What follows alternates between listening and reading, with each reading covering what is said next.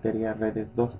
A continuación presentaremos el plan analítico que va a ser explicado por cada uno de los integrantes. Como primer capítulo tendremos lo que es la escalabilidad de direcciones IP.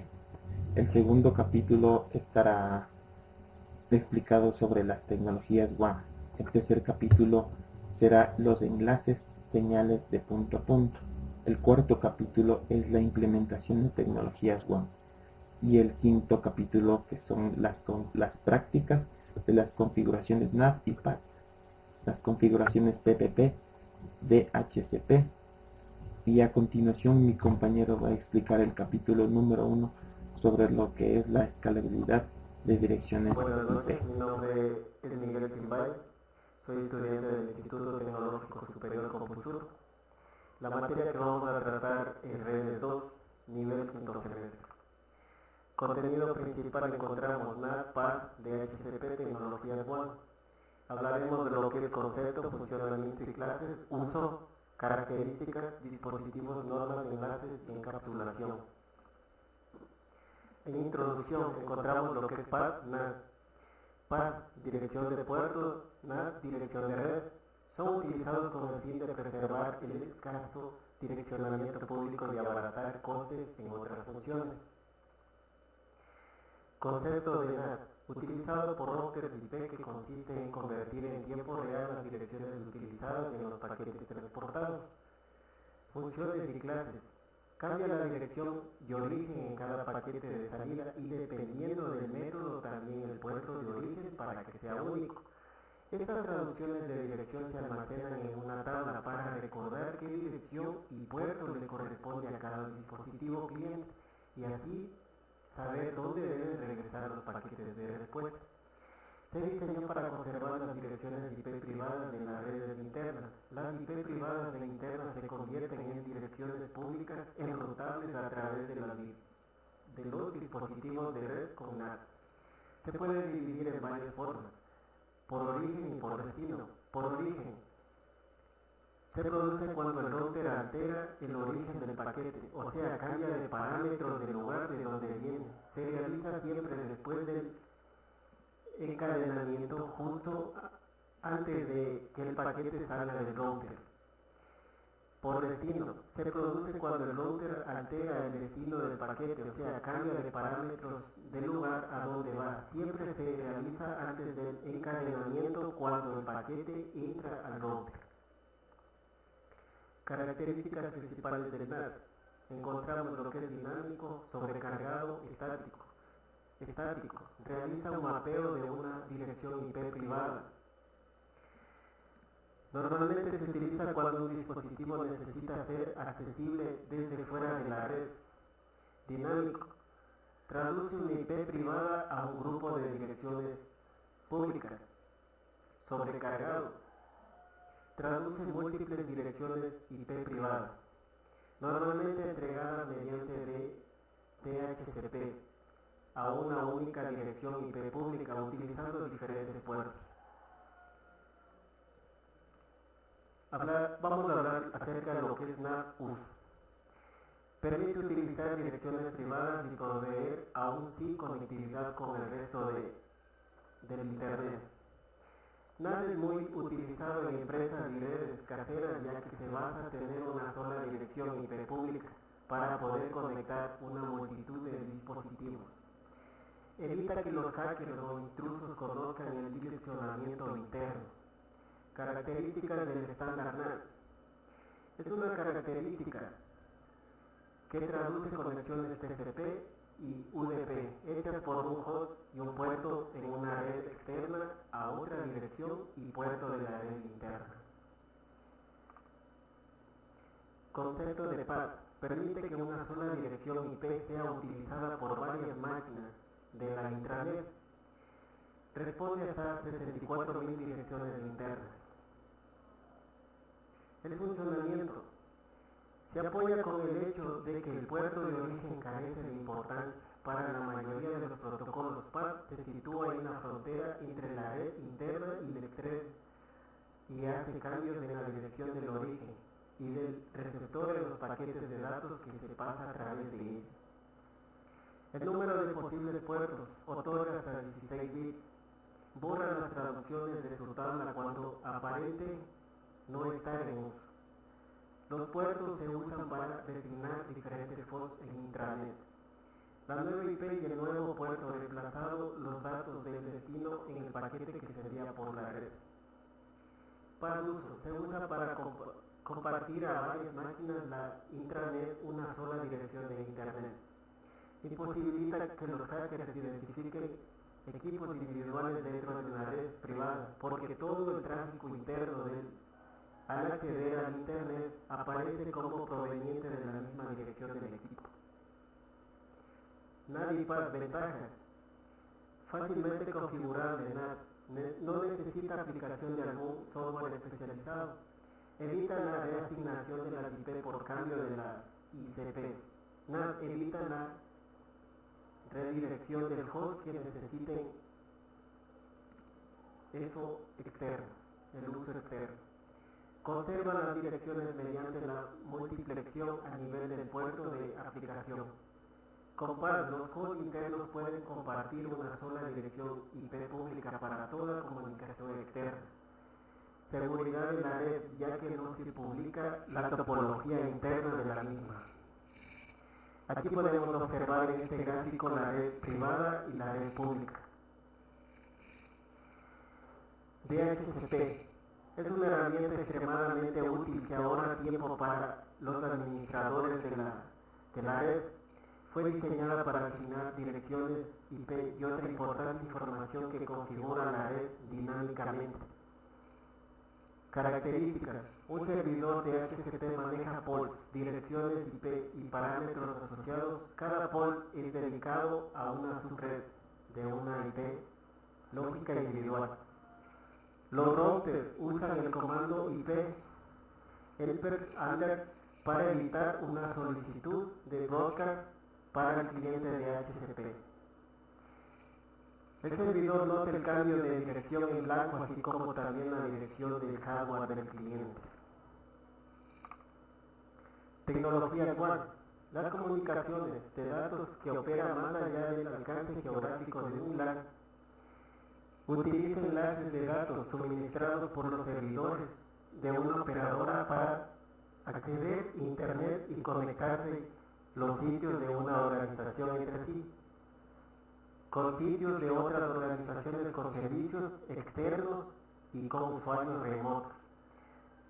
Podemos encontrar los dispositivos WAN que son conectados con enlaces de comunicaciones desde un proveedor de servicios. Necesitamos piezas que a continuación en este gráfico podemos observar lo que es un router, módem, servidores o un switch. Las normas WAN son utilizadas en el modelo de referencia OSI, pero se enfocan principalmente en las capas del 1 y 2, nivel físico y nivel de enlace de datos, señal de transmisión binaria y direccionamiento físico. Los enlaces WAN vienen en varias velocidades y medidas en bits, kilobits, megabits, gigabits por segundo. Encontramos encapsulamiento WAN. Aquí vemos un ejemplo de encapsulamiento de datos que nos indica que es el protocolo de que se debe usar, depende de la tecnología WAN y del equipo. La mayoría del entramado se basa en el estándar HDLC. Se debe usar, depende de la tecnología WAN y del equipo. La mayoría del entramado HDLC garantiza una entrega confiable de datos en líneas poco confiables e incluye mecanismos de señalización para el control de flujos y errores. Aquí les dejo unas páginas en la cual fue investigado este proyecto. A continuación, mi compañero expondrá lo que es clasificación de tecnologías WAN. Gracias por su atención. Mi nombre es Carlos Méndez y continuaré con el capítulo número 2 del proyecto de integración de la materia de redes. Continuaré con lo que es la clasificación de las tecnologías WAN, Wide Area Network. en la cual se clasifica en telefónica analógica X.25, ISDN, ATM y DSL. La conexión telefónica analógica es el módem más línea telefónica analógica. Es igual a la conexión conmutada dedicada y de baja capacidad. Cubren las necesidades de transferencia de datos de bajo volumen e intermitentes, baja demanda. La telefonía convencional usa un bucle local con cable de cobre para conectar al suscriptor con PSTN, que es la red telefónica pública conmutada. Las características físicas del bucle local y su conexión a PSTN limitan la velocidad a un máximo de 33 kilobits por segundo, pudiendo aumentarse a 56 kilobits por segundo si la señal viene directamente por una conexión digital. Las ventajas de la conexión telefónica analógica es su simplicidad, disponibilidad y bajo costo de implementación. La desventaja, la baja velocidad de texto de datos y el relativamente largo tiempo de conexión. Otra de las clasificaciones tendremos como es el ISDN. El ISDN es la conexión troncal o interna de PSTN, las cuales evolucionaron, pasando de llevar señales multiplexadas por división de frecuencia a llevar señales digitales multiplexadas por división en el tiempo.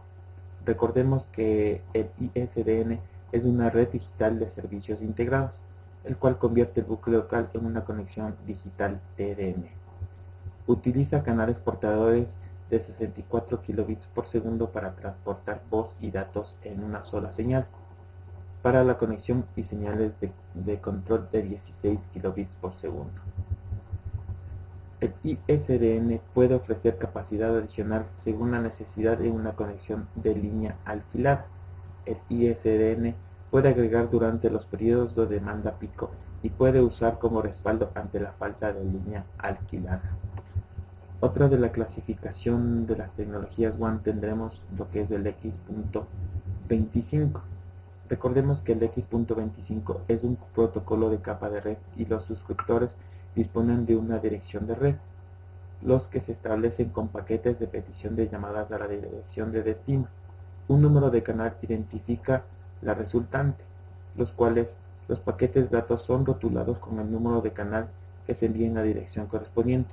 Varios canales pueden estar activos en una sola conexión. Los suscriptores se conectan a una red por línea alquilada o por acceso telefónico. Las redes X.25 pueden tener canales preestablecidos entre sus suscriptores. Otra de la clasificación de lo que es la clasificación WAN tenemos lo que son los ATMs. El ATM es un modo de transferencia asíncrona. Nace por la necesidad de una tecnología de red compartida permanente que ofrecerá muy poca lactancia y fluctuación a los usuarios que son bien altos. La velocidad de texto de datos es superior a los 155 megabits por segundo. Es una arquitectura basada en celdas más que en tramas. Otra de las tecnologías que tenemos es el DSL. El DSL es Digital Subscriber Line o tecnología de línea digital de suscriptor. Es de banda ancha que usa líneas telefónicas de par trenzado. El DSL se considera de banda ancha, en contraste con banda de base tipo LAN, ya que las técnicas varían frecuencia del mismo medio. El DSL usa las líneas de cobre de bucle local para proporcionar conexiones telefónicas de voz y conexiones permanentes de red WAN. Si las líneas del DSL múltiples se pueden multiplexar en un enlace de capacidad a usar un multiplexor de acceso DSL, el proveedor de los DSL LAN incorporará la tecnología TDM para juntar muchas líneas en un solo medio pequeño. Suele ser la conexión T3 y DS3. Usan técnicas de modelación y codificación complejas para alcanzar un texto de datos de hasta 8192 megabits por segundo.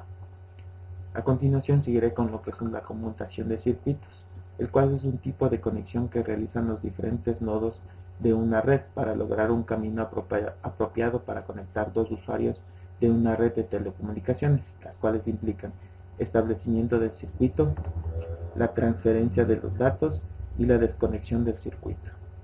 La conmutación de paquetes es un método de envío de datos de una red de computadoras. Un paquete es un grupo de información que consta de dos partes: los datos propiamente dichos y la información de control, que indica la ruta a seguir a lo largo de la red hasta el destino del paquete. Los paquetes forman una sola cola, se transmiten lo más rápido posible, permiten la conversión en la velocidad de datos. La red puede seguir aceptando datos aunque la transmisión sea lenta. Existe la posibilidad de manejar prioridades. Si un grupo de información es más importante que los otros, será transmitida antes que dichos datos. La conmutación de paquetes se realiza de la siguiente manera. Tenemos un usuario de datos, el cual está enviando su información. Esta le envía a la nube, como podemos ver en los dibujos, el cual le está enviando la dirección y está verificando si el receptor está disponible. Entonces va a enviar una cabecera y va a enviar el resto del paquete. La conmutación de celdas. Red de celdas o red celular es una red formada por celdas de radio o simplemente celdas, cada una con su propio transmisor, conocida como estación base. Estas celdas son usadas con el fin de cubrir diferentes áreas, para proveer la cobertura de radio sobre un área más grande que el de una celda. Las redes de celdas son inherentes, asimétricas, con un conjunto fijo de transceptores principales, cada uno sirviendo una celda y un conjunto de transceptores distribuidos, generalmente, pero no siempre movibles. La conmutación de celdas es la capacidad de incrementar, reducir el uso de energía, tienen mejor cobertura y tienen un acceso a internet. Seguiremos con lo que son las líneas dedicadas, las cuales posibilitan la transmisión de datos a velocidades medias y altas a través de conexiones punto a punto o multipunto, el cual ofrece una mayor velocidad que un módem.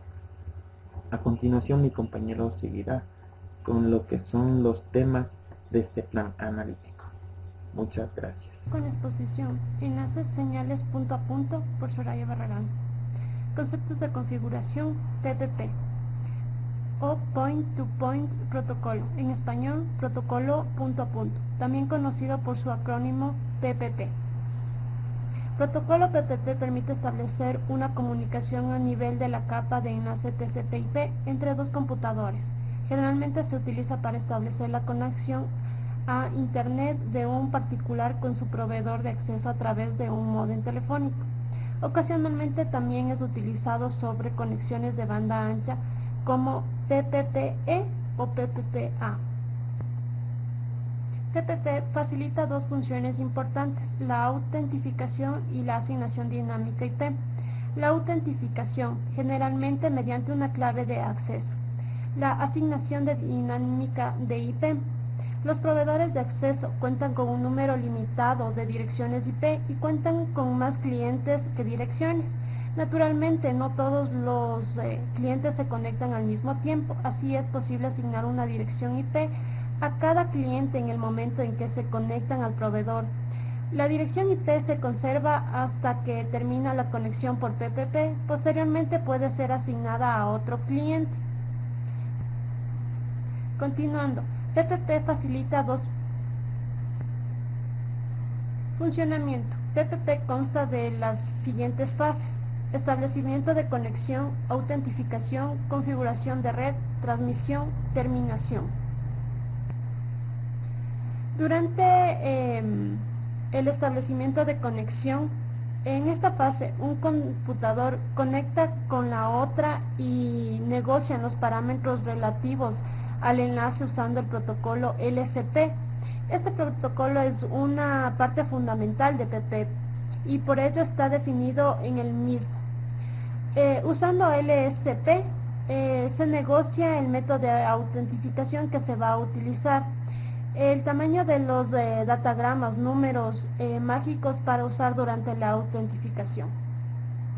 En la autentificación no es necesario o obligatorio. Existen dos protocolos de autentificación. El más básico e inseguro es PAP, aunque no es recomendado dado que manda el nombre de usuario y la contraseña en claro. Un método más avanzado y preferido por muchos es el ISPS, es CHAP. En en el cual la contraseña se manda cifrada. La configuración de la red. En esta fase se negocian parámetros dependientes de protocolo de red que se están usando. TPP puede llevar muchos protocolos de red al mismo tiempo.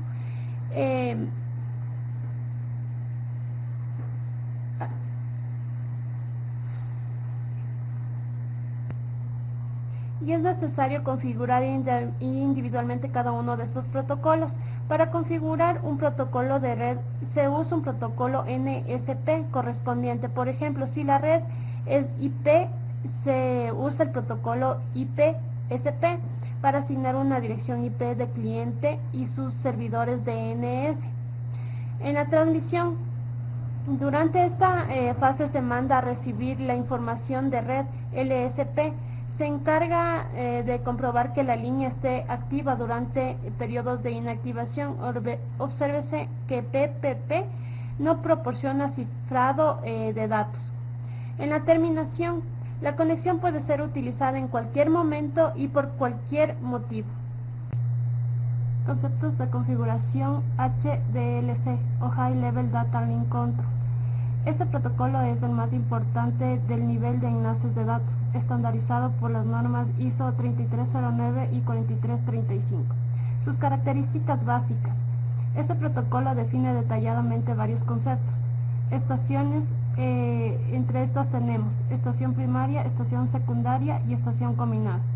La estación primaria controla el funcionamiento del enlace y sus tramas se denominan órdenes. La estación secundaria funciona controlada por la estación primaria, la que establece enlaces lógicos en cada una de las estaciones secundarias. Sus tramas se denominan respuestas. La estación combinada usa tanto órdenes como respuestas. La segunda característica es la configuración del enlace. Estos permiten semiduplex y full duplex. La configuración no balanceada. Una estación primaria y una o más secundarias. La configuración balanceada consiste en dos estaciones combinadas. Tercera característica, modo de transferencia de datos. El modo de respuesta normal o NRM se utiliza en la configuración no balanceada.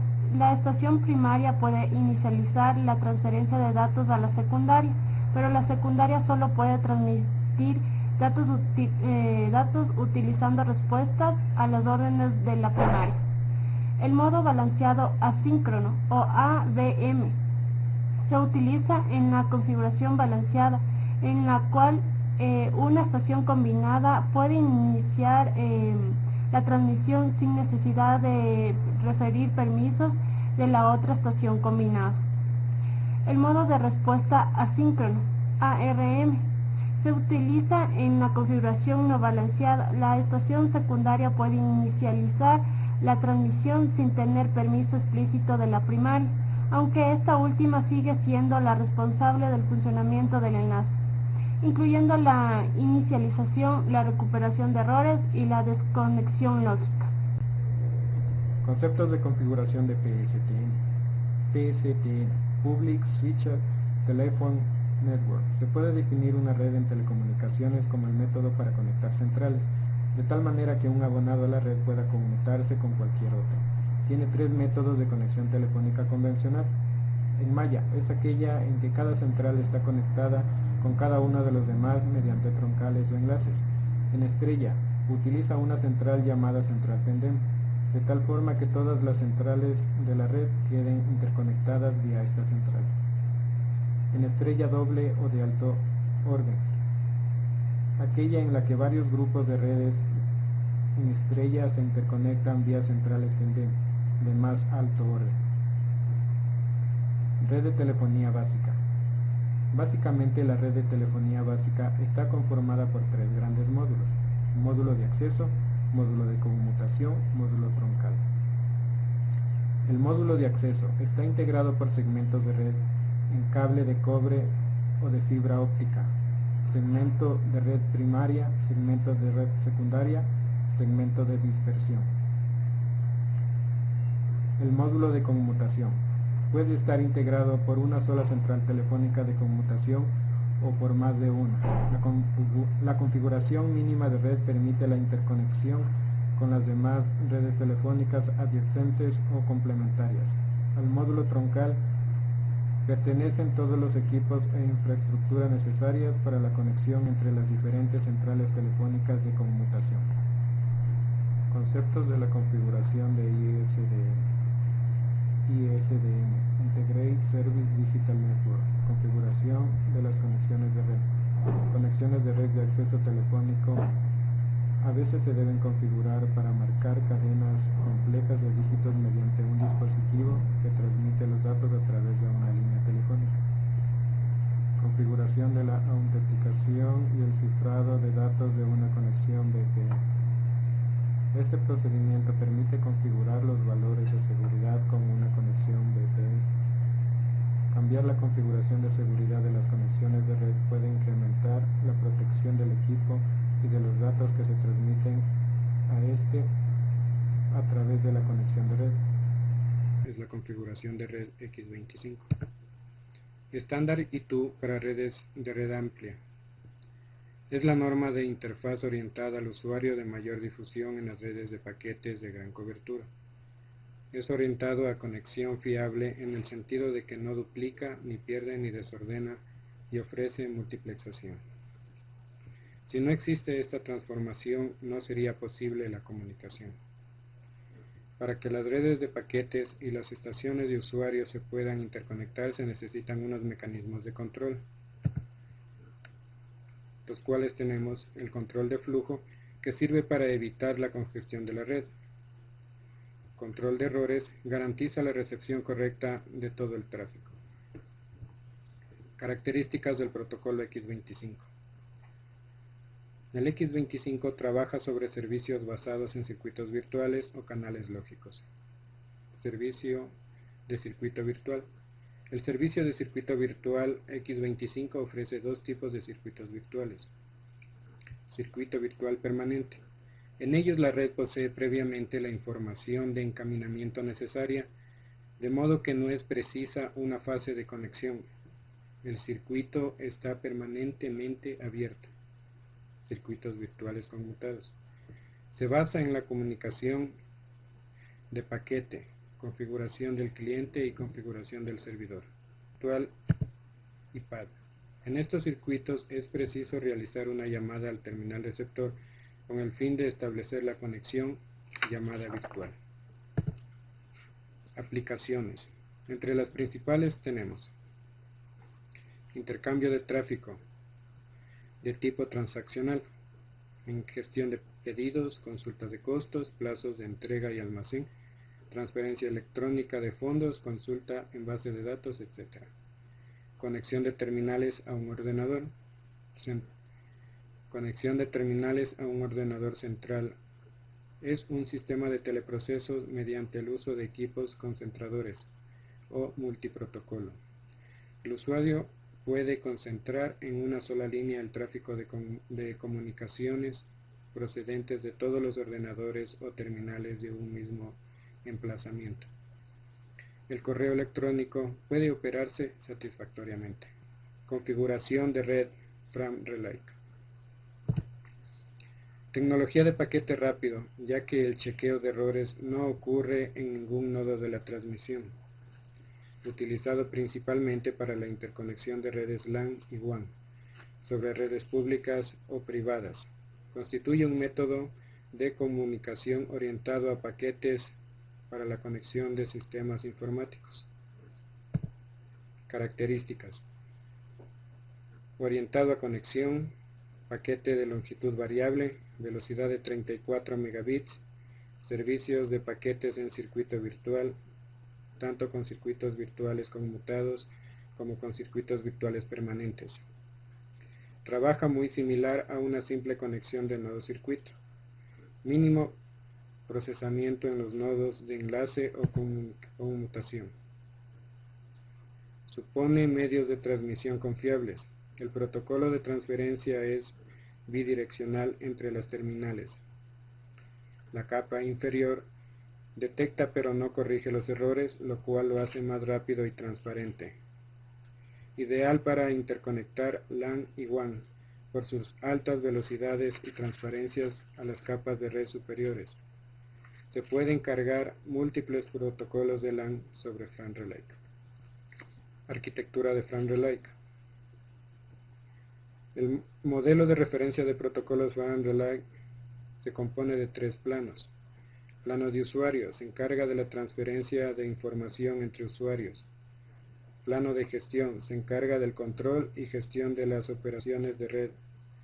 Se divide en gestión de planos y gestión de capas.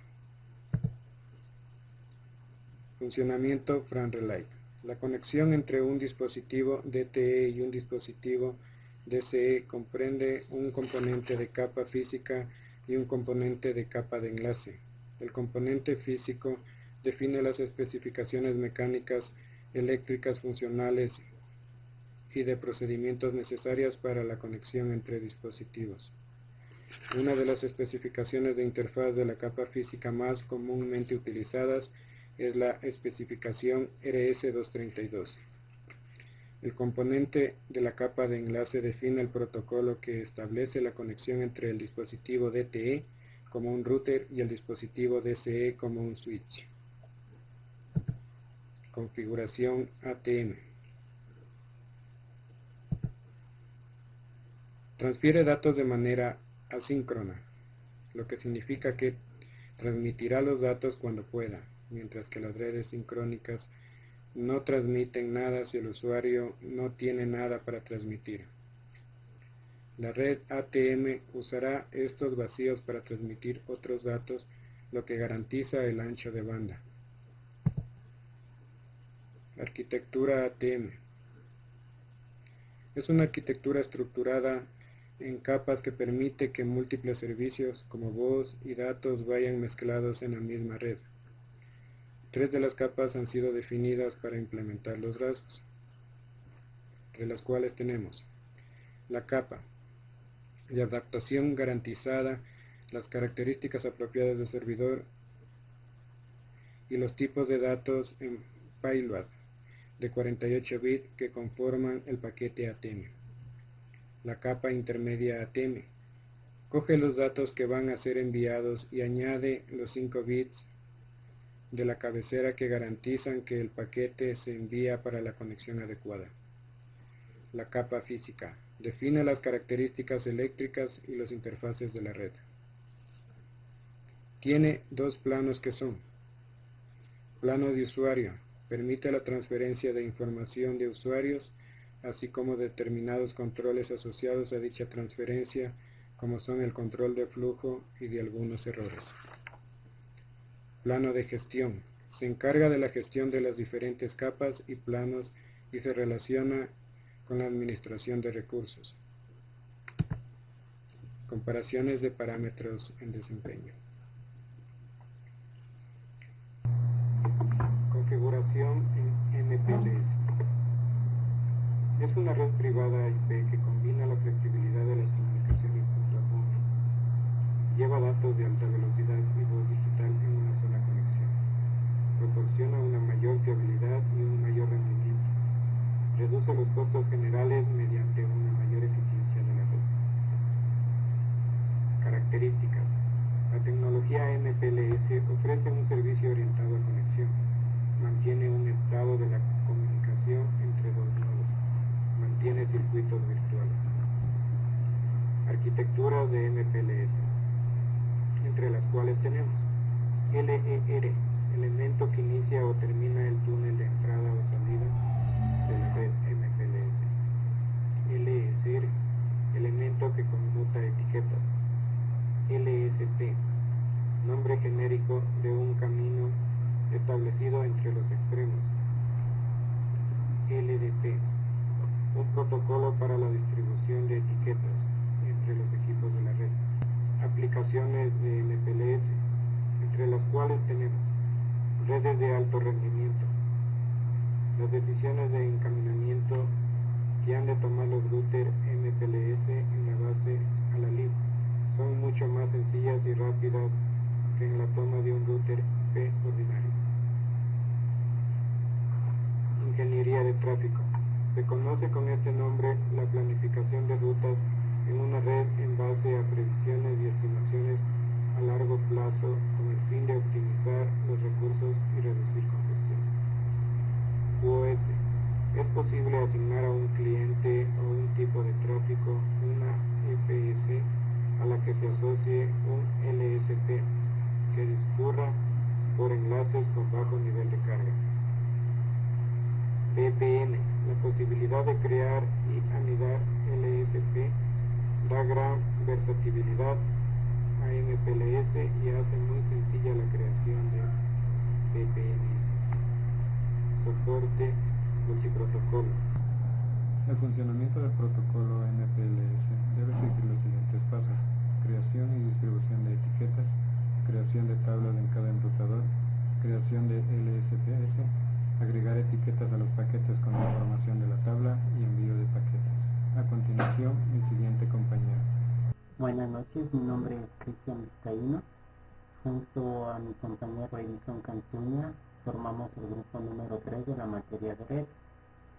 En esta ocasión vamos a exponer lo que es configuraciones de NAT, configuraciones de PAT, configuraciones de TCP y de HCP, encapsulamiento HDS, configuración de un pendrive y configuraciones MPLS. Empezando, NAT, Network Address Translation. Esto significa traducción de direcciones de red. NAT se divide en dos traducciones, la NAT dinámica y la estática. La dinámica usa un conjunto de direcciones públicas y las asigna en orden de llegada. Cuando un host IP privado solicita acceso a Internet, el servicio NAT elige una IP del conjunto de direcciones disponibles. La traducción NAT estática utiliza un sistema de asignación de 1 a 1 entre las direcciones locales y las globales, y estas asignaciones son constantes. Esta traducción es útil para los servidores web o hosts que necesiten tener acceso desde Internet. El NAT dinámico está diseñado para mapear una dirección IP privada a una dirección pública entre un pool de direcciones públicas ya establecido. Es decir, cualquier dirección IP pública de este pool se asigna a un host de la red interna. En este gráfico podemos observar los comandos para configurar un NAT dinámico.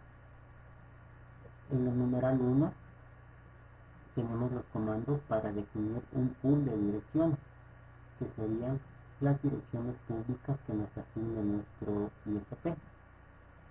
En el numeral 2 tenemos los comandos para crear una lista de acceso estándar que permita las direcciones internas que se deben traducir.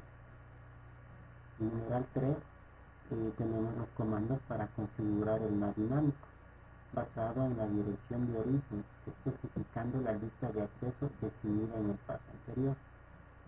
En el número 4 tenemos los comandos para especificar la interfaz interna y marcarla como conectada al interior. En el 5 están los comandos para especificar la interfaz externa y marcarla como conectada al exterior. El NAT estático puede ser útil para hosts internos que deben ser accesibles desde Internet como servidores DNS, servidores web o de correo electrónico. Se configuran direcciones en una tabla de búsqueda y se asocian una por una de forma estática. En este gráfico tenemos los comandos para configurar un NAT estático, donde 172.16.29.2 es una IP privada y el 200.42.1.11 es una IP pública. Siguiendo con PAD. PAD es la sobrecarga de NAT. Este es el mecanismo mediante el cual se traducen varias direcciones privadas en una única dirección pública. El router asigna un número de puerto a cada dirección interna. La forma más utilizada de NAT proviene del NAT dinámico, ya que toma múltiples direcciones IP y las traduce a una única dirección IP pública utilizando diferentes puertos. Esto se conoce como PAT, Port Address Translation, NAT de una única dirección. En este gráfico tenemos los comandos para configurar el PAT. En el numeral 1 está el comando que deberíamos utilizar para definir una lista de acceso IP estándar que permita las direcciones locales internas que se deben traducir. En el numeral 2 tenemos los comandos para establecer la traducción dinámica de origen, especificando la lista de acceso definida en el paso anterior. En el numeral 3 tenemos los comandos para especificar la dirección global como un conjunto que se usará para la sobrecarga. En el numeral 5 están los comandos para especificar la interfaz interna y marcarla como conectada al interior. Continuando con lo que es configuración de PTP y de HCP. Primero conozcamos que DHCP significa Dynamic Host Configuration Protocol, en español protocolo de configuración dinámica de servidores. Esto es un protocolo para la asignación dinámica de direcciones IP a los dispositivos de una red, mientras que PTP, protocolo punto a punto, es el protocolo de preferencia para las conexiones WAN conmutadas seriales. En este ejemplo vamos a explicar cómo configurar un modelo servidor de protocolo de configuración dinámica de host DHCP para una LAN y un cliente de acceso telefónico remoto. Los clientes remotos, como los clientes de acceso telefónico, necesitan acceder con frecuencia a la red de una empresa. Los clientes de acceso telefónico pueden obtener acceso a un modelo System I con el protocolo punto a punto, que es el PTP, para acceder a la red. El cliente de acceso telefónico necesita información IP como cualquier cliente de red conectado directamente.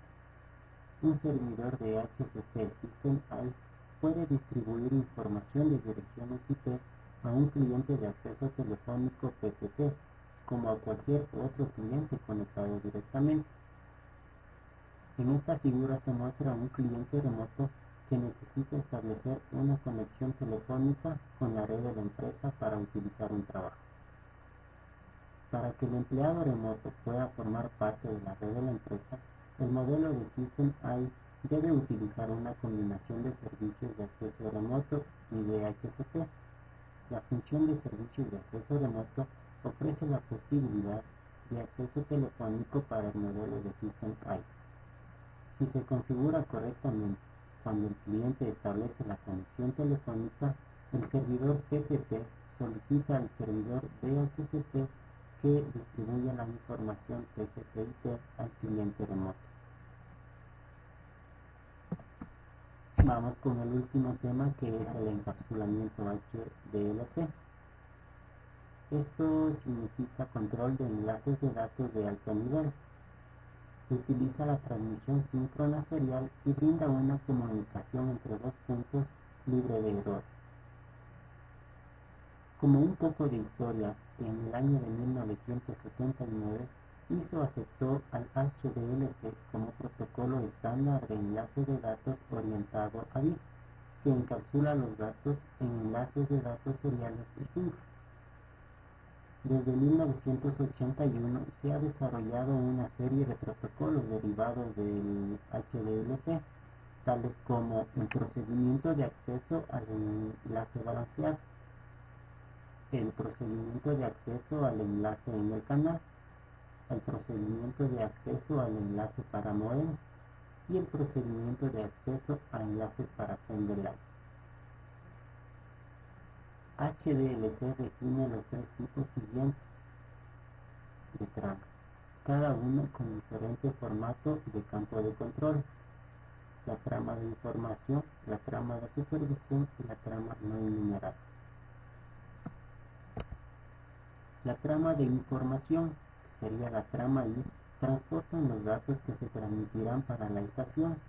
Se cuenta con un control adicional de flujo y de error, y los datos pueden ser adicionados a una trama de información. En la trama de supervisión, trama S, proporcionan los mecanismos de petición y respuesta, cuando no se utiliza el adicionar de datos. En la trama no enumerada, que sería la trama U, brindan funciones de control de enlaces suplementarios, tales como configuración inicial de la conexión, y el campo del código identifica el tipo de trama U. Esto ha sido todo por mi parte, espero que me hayan comprendido. A continuación sigue mi compañero Edison Cantuña con los siguientes temas.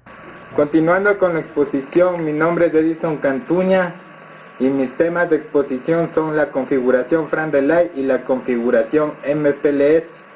A continuación la presentación.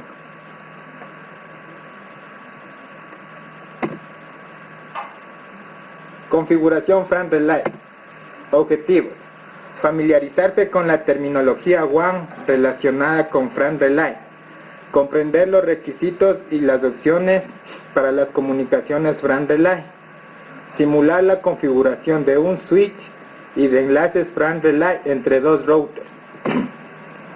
Una definición a Fran Relay nos dice que es una tecnología para redes de área amplia, WAN, que surge de la necesidad de construir un protocolo que requiera mínimo procesamiento de los nodos de conmutación. El primer paso de la configuración de Fran Relay es el de la activación de la interfaz que se conecta a dicho router, CSU-DSU, que significa Channel Service Unit y Data Service Unit, conectada a su vez con el switch del proveedor. Además de la dirección IP correspondiente, se debe establecer el tipo de encapsulación, como podemos ver en el gráfico.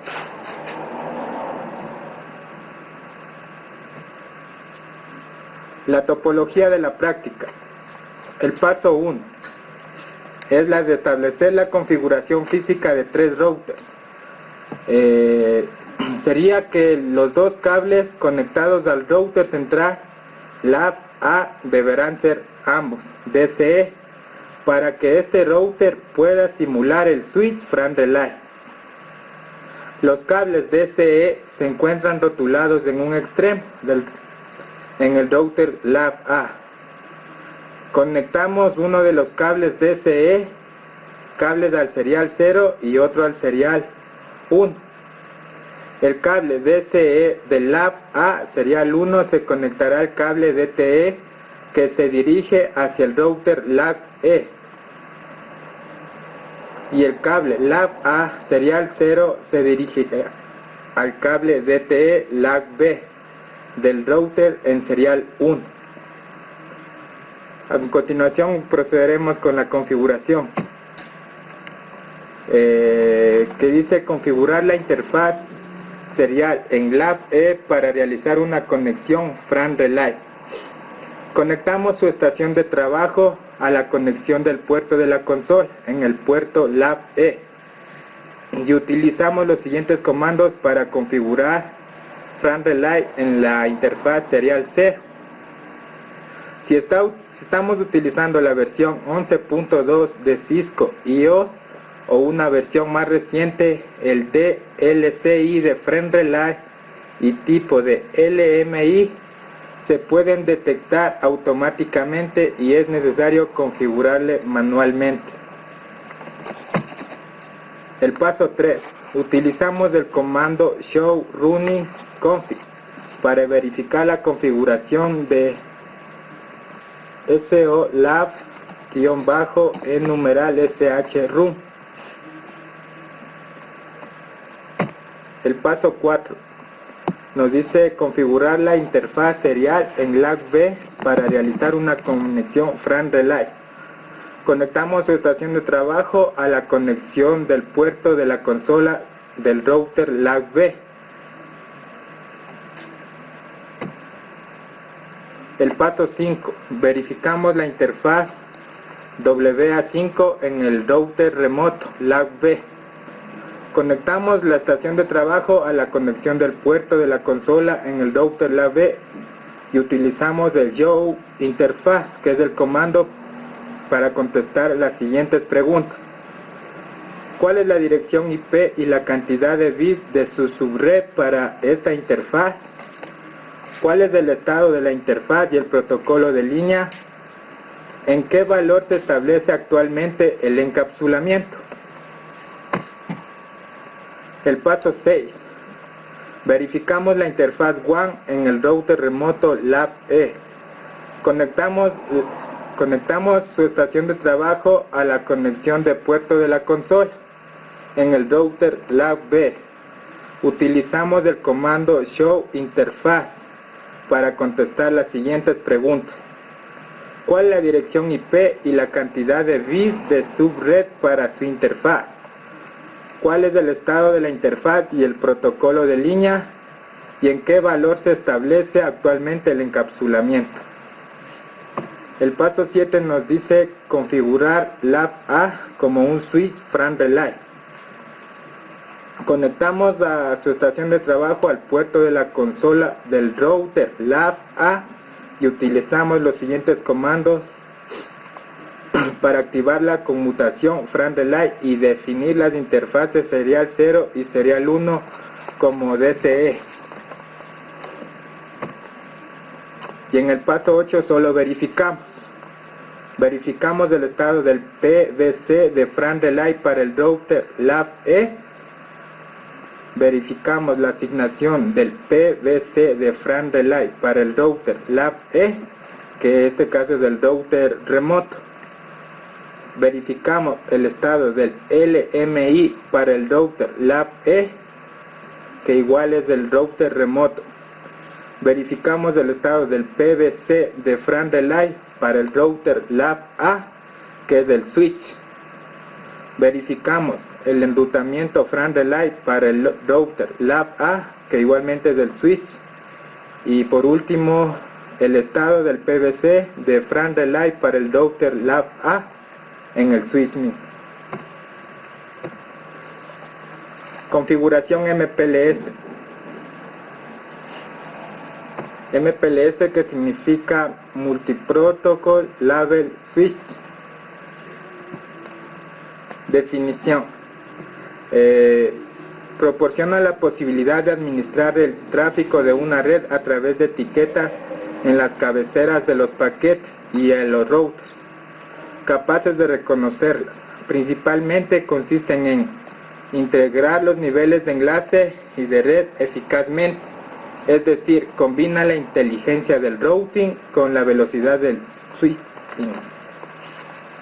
La introducción.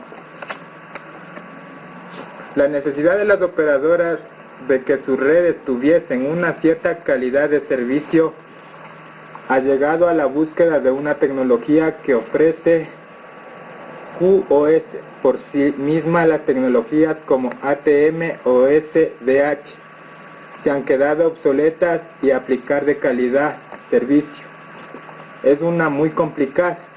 Por estas razones surgió la MPLS, definida en el RFC 3031, que es una tecnología orientada a paquetes, muy flexible si la situamos en el modelo ISO o en el modelo OSI.